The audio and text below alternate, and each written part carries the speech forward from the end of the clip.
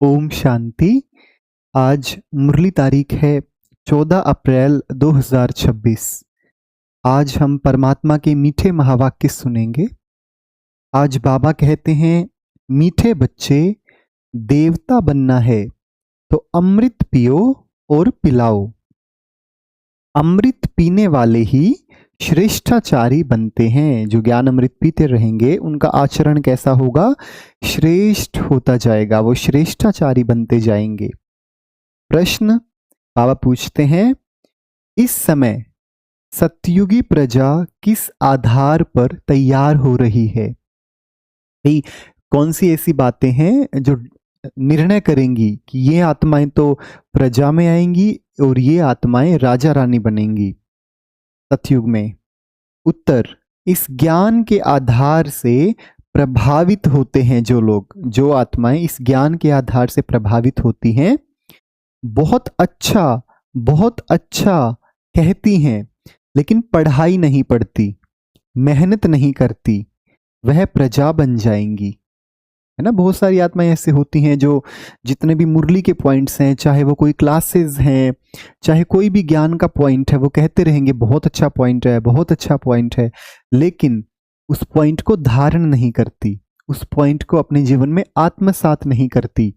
तो वो आत्माओं की जो कैटेगरी है, भाई उन्होंने सुन तो लिया, भगवान का ज्ञान एटलीस्ट ले तो लिया, तो ये उन्होंने भगवान का ज्ञान ले लिया तो वो प्रजा में तो आएंगी, है ना, लेकिन ऊंचा पद नहीं मिलेगा। प्रभावित होना मतलब प्रजा बनना। सूर्यवंशी राजा रानी बनने के लिए तो मेहनत चाहिए, उसके लिए तो मेहनत चाहिए। यहां पर भी देखो ना, कलयुग में भी group A, group B, group C, group D, अलग अलग नौकरियां होती हैं। जो ज्यादा मेहनत करता है वो पढ़ लिख के आईएएस आईपीएस बन जाते हैं, थोड़ी कम मेहनत करता है तो वो उनके अंडर काम करते हैं, थोड़ी और कम मेहनत करता है तो और छोटे लेवल की पोस्ट मिलती है, और सबसे कम करता है तो ग्रुप डी में चपड़ासी वगैरह में आ जाते हैं। फिर वो यहाँ पे भी नंबर वार है ना, जैसी मेहनत होगी उसके अनुसार। तो बाबा कहते हैं सतयुग में भी तो ऐसा ही है, पढ़ाई पर पूरा अटेंशन दो। बाबा क्या कहते, पूरा अटेंशन दो पढ़ाई के ऊपर, याद करते और कराते रहें तो ऊंच पद मिल जाएगा। देखो, जो याद में रहेंगे ऑटोमेटिकली उनसे वो वाइब्रेशंस निकलेंगे कि जब हम किसी योगी आत्मा को देखेंगे तो हमारा भी योग करने का मन करेगा। तो हमें ऐसी आत्माएं बनना है कि हम योग युक्त स्थिति में हैं, और सामने वाला यदि आता है तो ऑटोमेटिकली उसको भगवान की याद आने लगे, उस पर वो जादू चलने लगे, उनको वो समझ में भी ना आए। अगर अज्ञानी आत्मा भी आए, क्योंकि भगवान को तो सब मानते हैं ना, चाहे ज्ञान में चलते हैं चाहे नहीं चलते हैं, किसी ना किसी रूप में तो सब मानते हैं भगवान को। सबके घरों में कोई ना कोई मूर्ति, कोई ना कोई देवता की रखी ही होती है, तो इनडायरेक्टली या डायरेक्टली वो मानते ही हैं भगवान में। तो हमारी स्थिति ऐसी हो, इतनी योग युक्त स्थिति हो कि हमें देखकर, हमसे बातें कर कर उनको भगवान को याद करने का मन करे, ऐसा लगे कि भगवान का जादू उन पर चल गया। तो अब कहते याद करते और कराते रहो, दूसरों को भी कराते रहो तो ऊंच पद मिल सकता है। गीत है, तूने रात गवाई सो के और दिन गवाया खा के। ओम शांति। बच्चों ने गीत सुना कि हमारा जीवन हीरे जैसा था, जब कोड़ी जैसा हो पड़ा है। यह तो कॉमन बात है, साधारण बात है एकदम। बाबा बहुत सहज रीति से समझाते हैं, जो कोई छोटा बच्चा भी समझ सके। सत्यनारायण की कथा सुनाते हैं तो छोटे छोटे बच्चे भी बैठ जाते हैं, कथा में तो छोटे छोटे बच्चे भी आ जाते हैं। परंतु वह सत्संगों आदि में जो सुनाते हैं वह सब है कथाएं। कथा कोई ज्ञान नहीं, बनी बनाई कहानियां हैं। गीता की कहानी, रामायण की कहानी, अलग अलग शास्त्र हैं जिनकी कहानियां बैठ सुनाते हैं, वह सब है कथाएं। कहानियों से कोई फायदा होता है क्या? यह है सत्यनारायण की, अर्थात नर से नारायण बनने की सच्ची कहानी। यह सुनने से तुम नर से नारायण बन जाएंगे। यह अमर कथा भी हुई।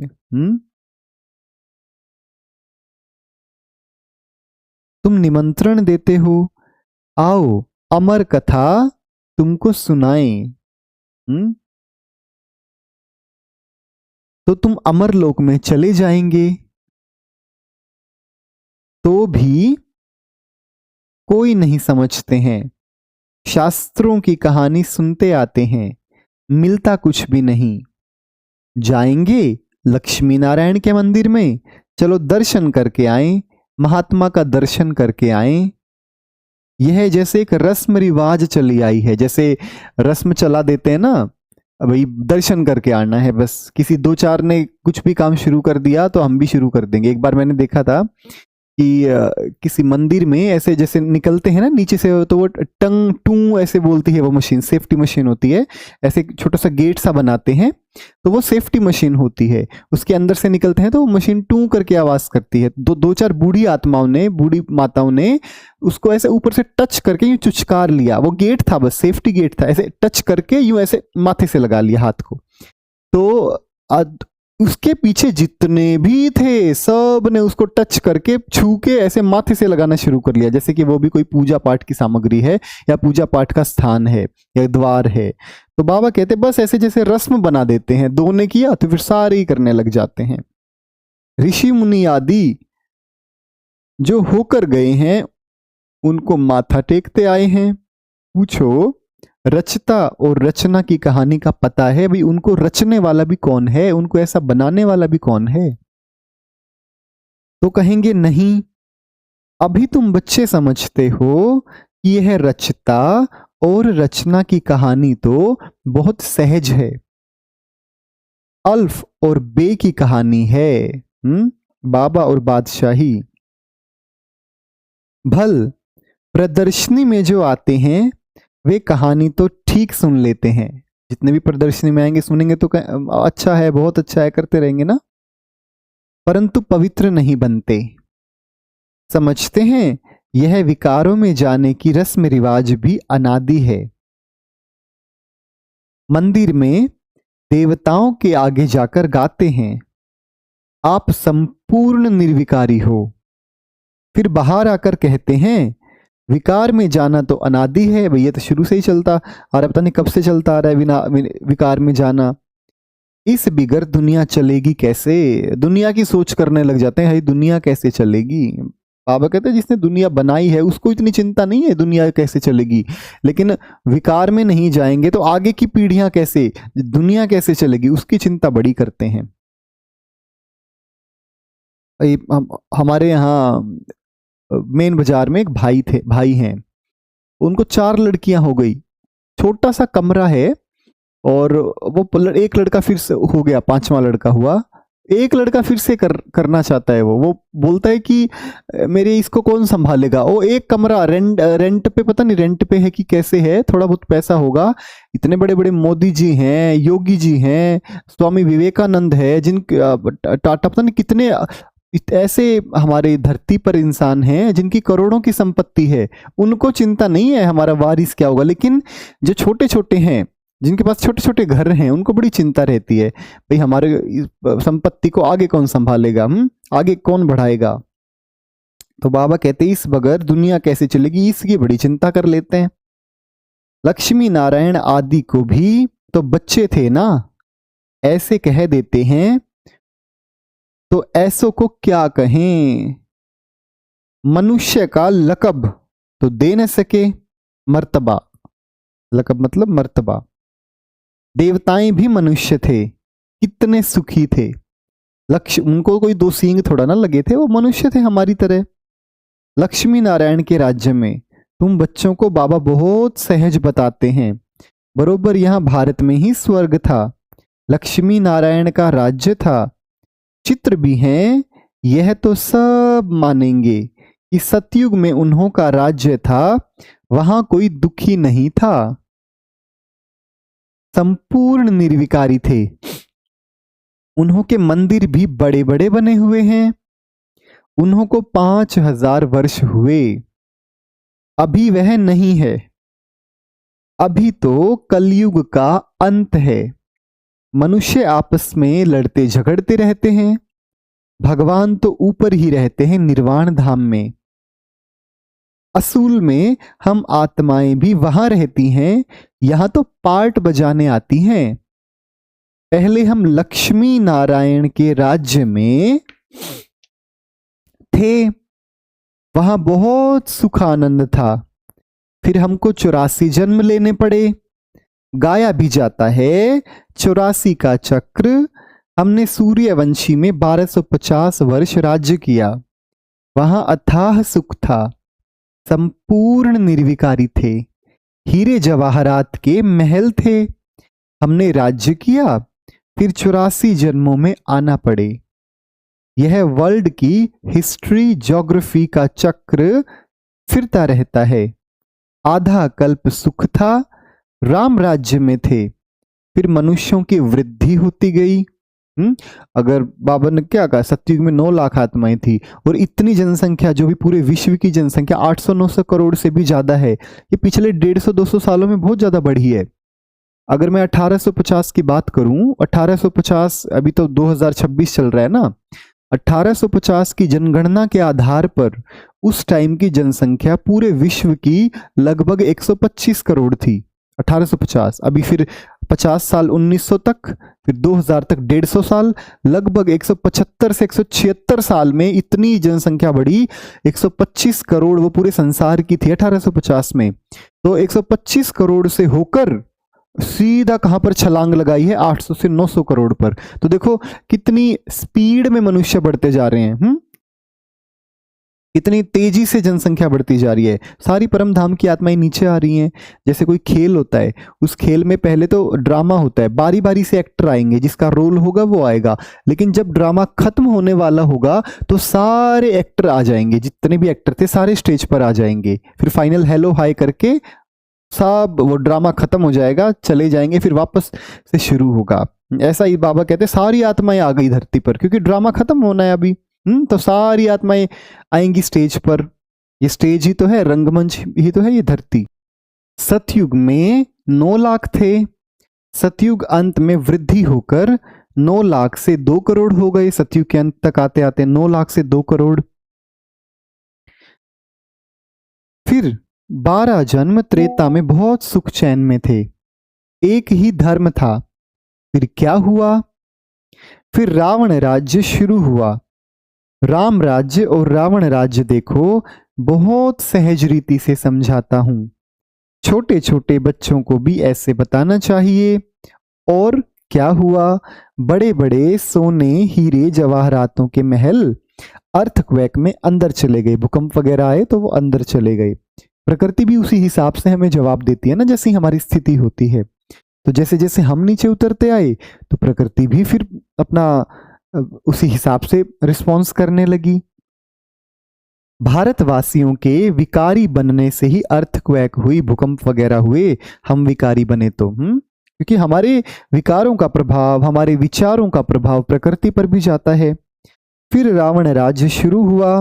प्रकृति अपना बदला तो लेती है ना। पीछे कोरोना आया, देखो मोदी जी ने इतने अभियान चलाए कि गंगा बचाओ, नदियां बचाओ, इतना हो ही नहीं पाया कुछ। लेकिन जब प्रकृति का रूप, रौद्र रूप देखा, अपने आप सब कुछ क्लियर हो गया, पानी भी साफ हो गया था, पोल्यूशन भी कम हो गया था। तो प्रकृति को पता है कि अपने आप को रिकवर कैसे करना है, अपने आप को हील कैसे करना है। पवित्र से अपवित्र हो गए, कहते भी हैं सोने की लंका अंदर चली गई।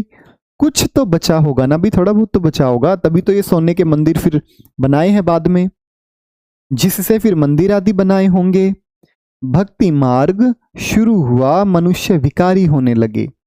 फिर रावण राज्य चला तो आयु भी कम हो गई। हम निर्विकारी योगी से विकारी भोगी बन गए। यथा राजा रानी तथा प्रजा सब विकारी बन गए। राजा रानी भी, प्रजा भी, सब विकारी बन गए। यह कहानी कितनी सहज है, छोटी छोटी बच्चियां भी यह कहानी सुनाएं तो बड़े बड़े आदमियों का मुंह नीचा हो जाए। दादियां थी ना, कितनी छोटी छोटी थी, यज्ञ की शुरुआत में सुनाती थी तो बड़े बड़े लोग ऐसे अचरज खाते थे कि छोटी छोटी कुमारियां इतने बड़े बड़े भाषण कर रही हैं। अभी बाप बैठ सुनाते हैं, वही ज्ञान का सागर पतित पावन है। अच्छा द्वापर में भोगी पतित बन गए, फिर और धर्म भी शुरू होते गए। अमृत का जो नशा था वह खल्लास हो गया। लड़ाई झगड़े होने लगे। द्वापर से लेकर हम गिरे। कलयुग में हम और भी विकारी बने। पत्थर की मूर्तियां बनाते रहे, हनुमान की, गणेश की। पत्थर बुद्धि होने लगे तो पत्थर की पूजा करने लगे। समझते थे कि भगवान पत्थर ठिक्कर में है। ऐसे करते करते भारत की यह हालत हो गई। अब फिर बाप कहते हैं, विष छोड़ अमृत पीकर पवित्र बनो और फिर राजाई लो। विष छोड़ो तो फिर तुम मनुष्य से देवता बन जाएंगे, परंतु विष छोड़ते ही नहीं। विष के लिए कितना मारते, तंग करते। वह तो द्रौपदी ने पुकारा, तब तो द्रौपदी ने पुकारा था। तुम समझते हो कि अमृत पीने बिगर हम देवता कैसे बनेंगे। सतयुग में तो रावण होता ही नहीं। बाप कहते हैं, जब तक श्रेष्ठाचारी नहीं बनेंगे स्वर्ग में नहीं आ सकेंगे। जो श्रेष्ठाचारी थे वह अब भ्रष्टाचारी बने हैं। फिर अब अमृत पीकर श्रेष्ठाचारी बनना है। बाप कहते हैं, माम एकम याद करो। माम मतलब मुझ, एकम मतलब एक को, मुझ एक को याद करो। क्योंकि हम जिसको याद करते हैं उसके जैसा बनते जाते हैं।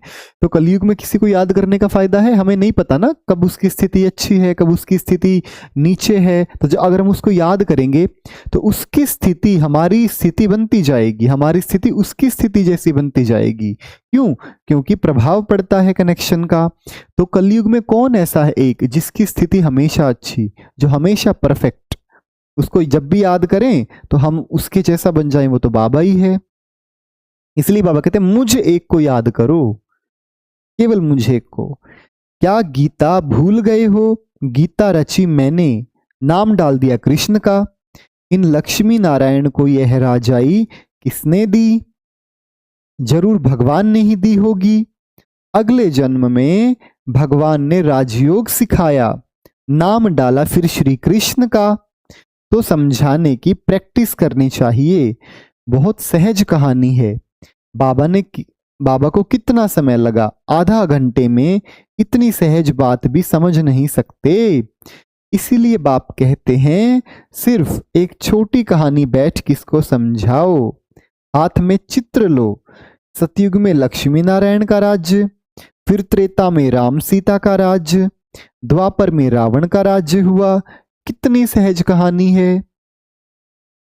बरोबर हम देवता थे, फिर क्षत्रिय बने, फिर वैश्य बने, फिर शूद्र बने, और अब क्या बने? ब्राह्मण बने।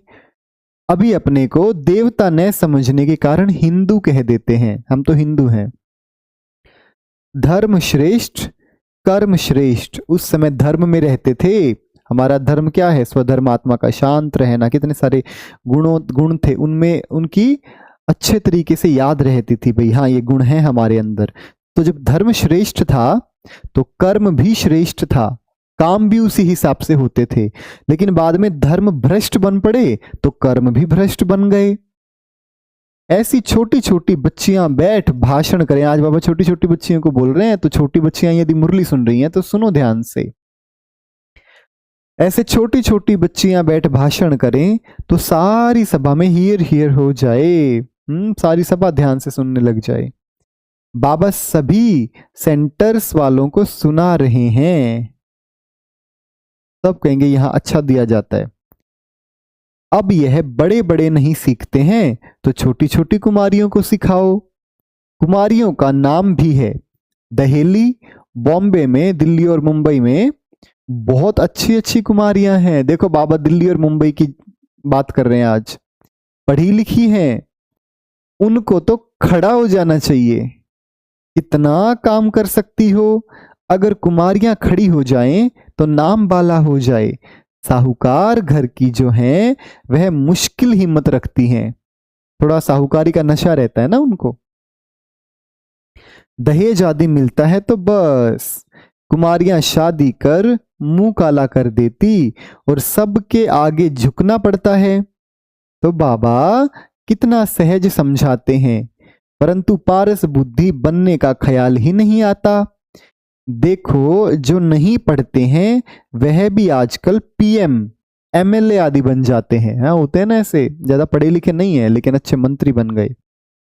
पढ़ाई से तो क्या क्या बन जाते हैं। यह पढ़ाई तो बहुत सहज है, औरों को भी जाकर सिखानी चाहिए, परंतु श्रीमत पर नहीं चलते तो पढ़ते भी नहीं है। बहुत अच्छी अच्छी कुमारियां हैं, परंतु अपना ही नशा चढ़ा हुआ है, अपने रंग रूप का, अपने पैसे का। थोड़ा काम किया तो समझती हैं हमने बहुत काम कर लिया, अभी तो बहुत काम करना है।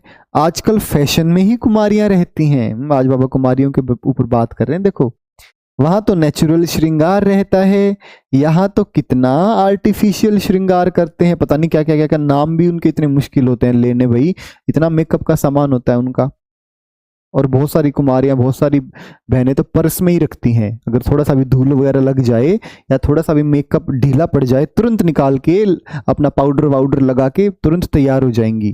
तो थोड़ा सा भी अपने आप को गलत नहीं दिखाना चाहती, आर्टिफिशियल श्रृंगार में पूरा झुक जाती हैं।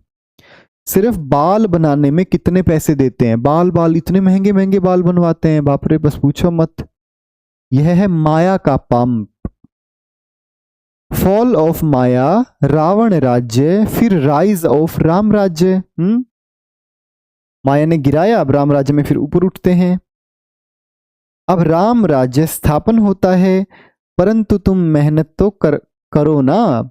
तुम क्या बनेंगे अगर पढ़ाई नहीं, तो वहां जाकर पाई पैसे की प्रजा मिलेगी। फिर आजकल के बड़े बड़े आदमी वहां की सब प्रजा में आ जाएंगे।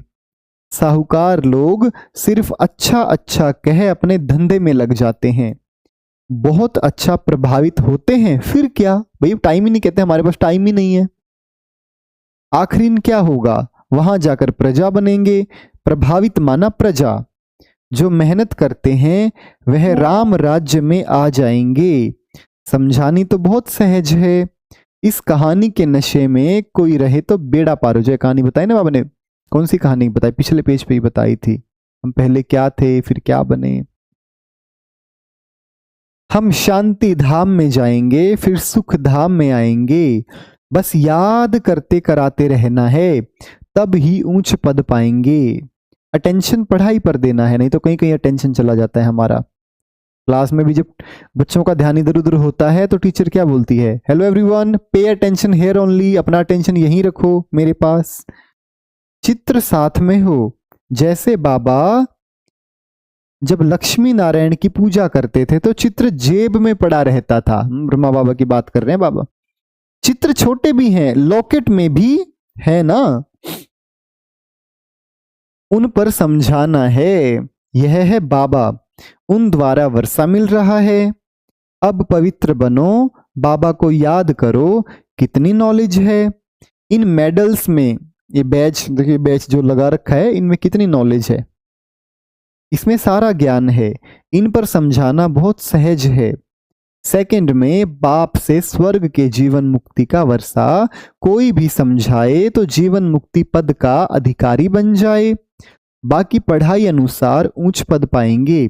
स्वर्ग में तो आएंगे ना, पिछाड़ी में आएंगे तो सही ना। वृद्धि तो होनी है, देवी देवता धर्म ऊंच है, वह भी तो बनेंगे ना। प्रजा तो लाखों बनेंगी। सूर्यवंशी बनने में मेहनत है, सर्विस करने वाले ही ऊंचा पद पाएंगे। उनका नाम भी बाला है। कुमार का कुमार का दादी का किसको बोलते थे, प्रकाश मणि दादी को बोलते थे ना कुमार का। जनक है, अच्छा सेंटर संभाल रही, दादी जान की हैं, दादी प्रकाश मणि जी हैं। इनको बाबा ने क्या किया, जितनी भी हमारी दादियां थी पहले 14 साल तो एक तपस्या कराई, इनको खूब तपस्या कराई, बाद में फिर बाहर निकाला, भाई जाओ अब बाबा का ज्ञान सब जगह फैलाओ। तो फिर दादियों ने बड़े बड़े सेंटर्स खोले देश में विदेश में। इतने बड़े बड़े सेंटर्स को अच्छा संभालती थी, पार्टीज को मधुबन में लाती थी दादियां। तो बाबा वही कह रहे हैं, अच्छा सेंटर संभाल रही हैं, कोई खिटपिट नहीं है। बाप कहते हैं सी नो इविल, एक तो बुरा ना देखो, टॉक नो इविल, बुरी न बातें करो, फिर भी ऐसी ऐसी बातें करते हैं। ऐसे ऐसे क्या जाकर बनेंगे। सोचो, अगर कोई बुरी बातें करते हैं तो फिर क्या जाकर बनेंगे सतयुग में। इतनी सहज सर्विस भी नहीं करते हैं। छोटी छोटी बच्चियां भी यह समझा सकती हैं। आज बाबा छोटी बच्चियों के ऊपर अच्छे से टाइम दे रहा है, देखो मुरली में सुना सकती हैं। बंदर सेना भी मशहूर है, वानर सेना दिखाते हैं ना। आज बाबा ने वानर सेना के बारे में बताया। सीताएं जो रावण की जेल में फंसी हुई हैं, उन्हों को छुड़ाना है। कथाएं तो क्या क्या बना दी हैं। ऐसे ऐसे कोई भाषण करे, बाकी सिर्फ कहते हैं फलाना बहुत प्रभावित हुआ। वीआईपी जो आते हैं तो काफी प्रभावित हो जाते हैं वो लोग। पूछो तुम क्या बनना चाहते हो, सिर्फ दूसरों को कहेंगे इनका ज्ञान बहुत अच्छा है, कहते रहेंगे दूसरों को। हाँ भी ब्रह्मा कुमारी वाले बड़ा अच्छा ज्ञान सुनाते हैं। माउंट आबू देखो उनका, माउंट आबू में ऐसा लगता है जैसे स्वर्ग हो, जन्नत का एहसास हो, ऐसे बहुत तारीफ करेंगे दूसरों के सामने। खुद समझते कुछ भी नहीं, फिर बाद में थोड़ा वैसे ही अपने धंधे में लग के भूल जाते हैं। इससे क्या फायदा, कोई फायदा ही नहीं बाबा कहते इससे, जब तक आत्मसात नहीं किया। अच्छा, मीठे मीठे सिकील दे बच्चों प्रति मात पिता बाप दादा का याद प्यार और गुड मॉर्निंग। रूहानी बाप की रूहानी बच्चों को नमस्ते। हम रूहानी बच्चों की रूहानी बाप दादा को नमस्ते। आज बाबा ने कितनी सुंदर मुरली चलाई। कुमारियों के बारे में कितना बताया बाबा ने। आज की कुमारियां चाहें तो कितनी सर्विस कर सकती हैं। और दिल्ली मुंबई की कुमारियों के बारे में बताया कि जब पढ़ी लिखी कुमारियां होती हैं दिल्ली मुंबई की, आजकल तो सब पढ़े लिखे होने लगे हैं ना। धारणा के लिए मुख्य सार नंबर 1 है, पारस बुद्धि बनने के लिए पढ़ाई पर पूरा पूरा ध्यान देना है। श्रीमत पर पढ़ना और पढ़ाना है। हद की साहूकारी का नशा, फैशन आदि छोड़ इस बेहद सेवा में लग जाना है। Number 2, hear no evil see no evil. बाबू के बंदर भी तो दिखाते हैं, बुरा ना देखो बुरा ना करो, तो बाबा भी वही कह रहे हैं।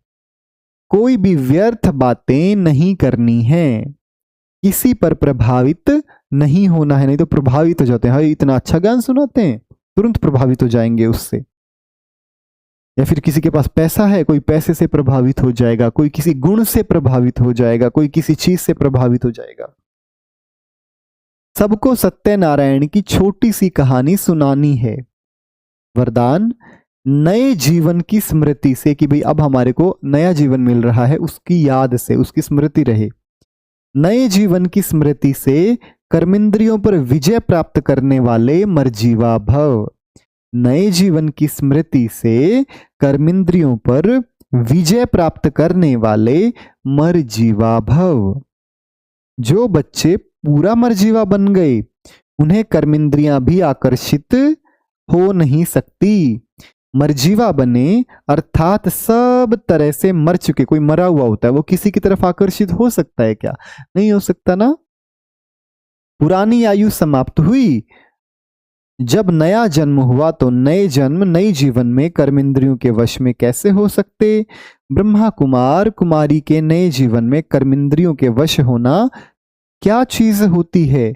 इस नॉलेज से भी परे शुद्धपन का जरा भी सांस अर्थात संस्कार कहाँ अटका हुआ ना हो। शुद्रपन का जरा भी सांस अर्थात संस्कार कहाँ अटका हुआ ना हो। स्लोगन, अमृत वेले दिल में परमात्मा स्नेह को संभालो और कोई स्नेह आकर्षित नहीं कर सकता। देखो अमृत वेले सुबह सुबह बाबा के प्यार को दिल में बसा लो तो इतना वो पावरफुल काम करता है। सुबह सुबह की याद इतनी शक्तिशाली काम करती है कि पूरा दिन कोई दूसरे का स्नेह आकर्षित नहीं कर पाएगा। इसलिए अमृत वेला को इतना शक्तिशाली बनाना है कि बाबा की याद में ऐसे गदगद हो जाना है। मेरे और बाबा के बीच में कोई तीसरा ना आए अमृत वेले में। बाबा कहते तुम अपना अमृत वेला ठीक करो, मैं तुम्हारी दिनचर्या ठीक कर दूंगा। बाबा ने एक बार बोला था, अगर अमृत वेला ठीक है तो मैं तुम्हारी दिनचर्या ठीक कर दूंगा। तो सारा ध्यान अमृत वेला पर। अमृत वेला कब अच्छा होगा? जब रात को टाइम से सोएंगे। रात को बाबा को याद करके सोएंगे। यदि रात को फोन इस्तेमाल कर रहे हैं, ज्यादा स्क्रोलिंग कर रहे हैं, रील्स देखते जा रहे हैं, तो फिर वो इंफॉर्मेशन सारी रात बुद्धि में काम करेगी और सुबह अमृत वेला शक्तिशाली नहीं हो पाएगा। बाबा कहते हैं टाइम से सो, रील्स, फोन को, सब गैजेट्स को दूर करके, तो सुबह देखो कितना शक्तिशाली अमृत वेला होता है। और बाबा कहते हैं यदि अमृत वेले दिल में परमात्मा स्नेह को समा लिया तो और कोई स्नेह पूरा दिन आकर्षित नहीं कर पाएगा। तो अमृत वेला शक्तिशाली बनाना है। ये अव्यक्त इशारे महान बनने के लिए मधुरता और नम्रता का गुण धारण करो।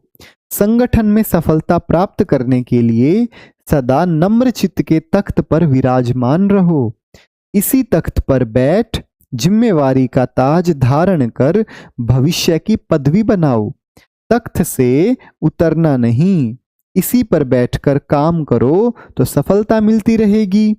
इसके लिए पहले आपका पाठ पक्का करो, इससे आपके संस्कार सबके साथ सहज ही मिल जाएंगे। अच्छा, इतनी मीठी मुरली सुनाने के लिए बाबा का बहुत बहुत शुक्रिया बाबा, शुक्रिया बाबा, शुक्रिया बाबा। अच्छा, ओम शांति।